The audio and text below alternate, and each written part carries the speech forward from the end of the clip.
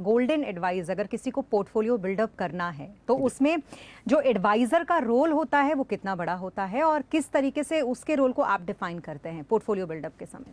Adviser का role तो बहुत इंपॉर्टेंट हो गया है incrementally with so many guidelines now coming in. तो उसमें इन्वेस्टर का रिस्क प्रोफाइल क्या है वो समझना, राइट, कंटिन्यूसली उसको अपडेट्स देना, राइट।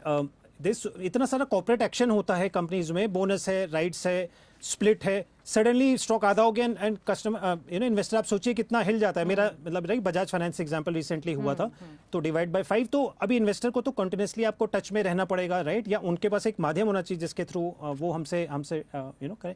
एंड जो इम्पोर्टेंट आपने पूछा इसको क्या रखना चाहिए, आई थिंक इन्वेस्टिंग को एक नॉलेज गेनिंग और पार्ट ऑफ द जर्नी समझना चाहिए। ये नहीं कि मतलब और 4 स्टॉक्स में मैंने डबल कर लिया तो इतना ओवर कॉन्फिडेंस आ गया कि अगले 4 में हमने डबल कर देते हैं लोग इन्वेस्टमेंट्स। वो मिस एलोकेशन बहुत बड़ा रिस्क है।